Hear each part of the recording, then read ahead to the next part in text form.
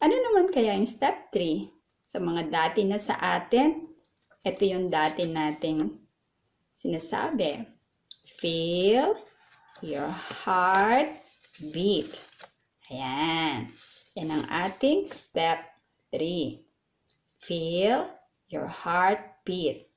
Sa Tagalog, pakiramdaman ang tibok ng puso.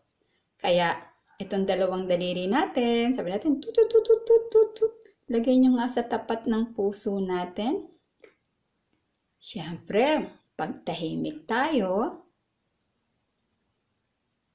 mas mararamdaman natin ang tibok ng puso natin. Pati yung paghinga natin. Ngayon naman yung tibok ng puso natin. Tumitibok pa ba?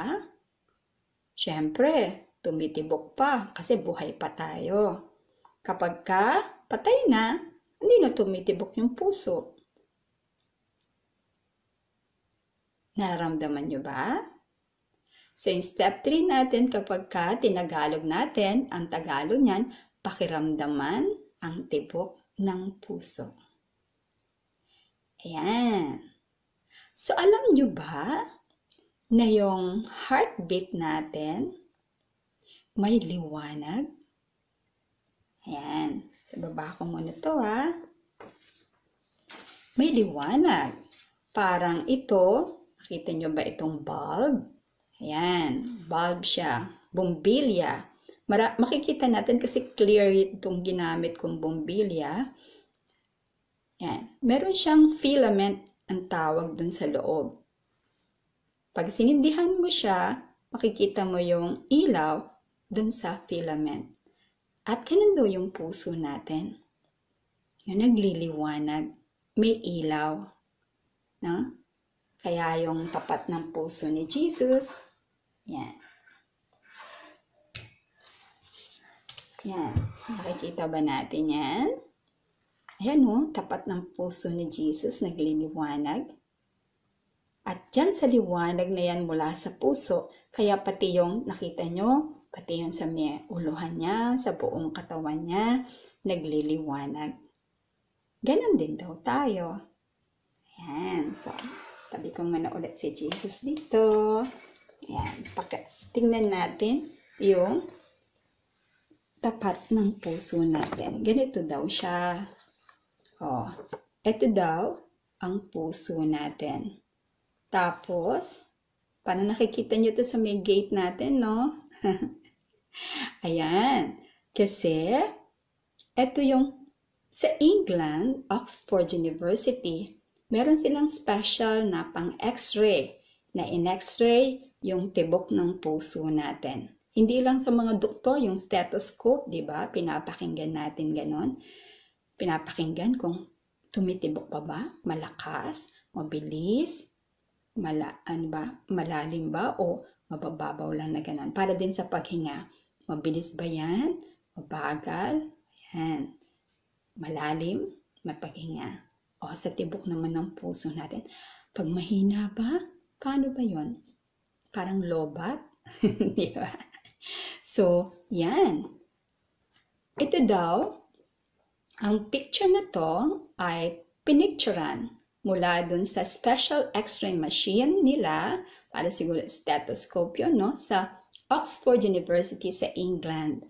So, ito na yung na x-ray nila sa 5th chamber ng ating heart. Nandun yung tibok ng puso na nagbibigay ng buhay.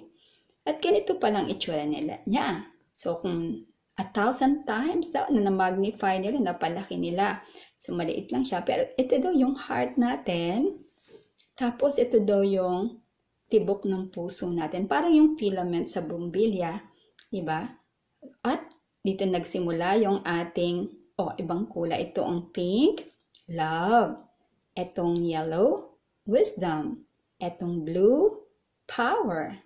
Yan. Kaya love, wisdom, and power, galing dun sa tibok ng puso natin. At nagliliwanag yon parang araw. Kahit sa mga gate natin dyan, di ba? Merong parang araw dyan, sun presence. Kaya katulad ng tapat ng puso ni Jesus, nagliliwanag. Ganun din daw tayo. Diba? Lalo-lalo na pag pinapakislap natin si Jesus. Yan. Nawawala yung mga kaba, yung mga takot, kasi puro napapalitan nyo ng love, ng wisdom, ng power. Nako-connect tayo sa light and love ni Jesus. Yan, di ba? So, yun. Kaya nagliliwanag. Kaya pag nagiging mabait tayo, matulungin tayo, sabi niyo lang ganyan, ay, naku, ang batang ito, may ginito ang puso. Di ba? Yun yung galing dun sa tibok ng ating puso. Yan. So, alam na natin, sa angel presence, meron tayong love, wisdom, and power. Ano yung nagagawa? Love, pampabait. Wisdom, pampatalino. Power, pampalakas. Di ba?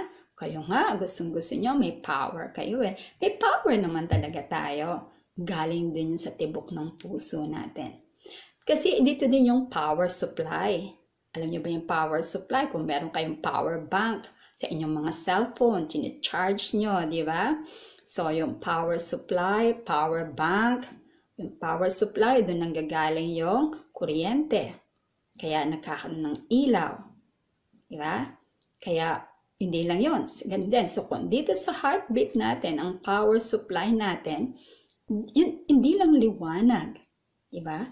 Nagbibigay ng warmth. Kaya, mainit yung ating katawan. Kasi yung taong patay, malamig na ang katawan. Wala na yung power supply.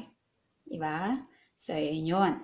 Tapos, yung power supply na galing sa heartbeat natin, sa ating tibok ng puso, siya din yung nag-charge para mag-function yung lahat ng ating parts ng body. Yung ating isip, nakakapag-isip. Diba?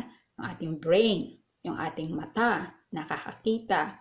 Yung ating mga bibig, nakakapagsalita, nakakahinga ang ilong, nakakapakinig ang mga tenga natin, nakakakilos ang ating mga kamay, ang ating mga paa, lahat ng organs natin. Dahil doon sa power bank natin, sa power supply natin. Yeah, so, yun. Kung lagi tayong magko-connect doon sa ating heartbeat, di ba? Itong dalawang ito, parang kahit na ramdaman lang natin, parang nag-plug in tayo. Yan. Pag nagpakiramdaman ang tibok ng puso, maramdaman natin na ito ay dumadaloy sa bawat paghinga natin, tinadala sa bawat bahagi ng katawan natin. Kaya yung kuryente sa buong katawan natin para i-charge at mag-function yung lahat ng mga parts natin. Salamat sa Diyos. Diba? So, thank you, Jesus.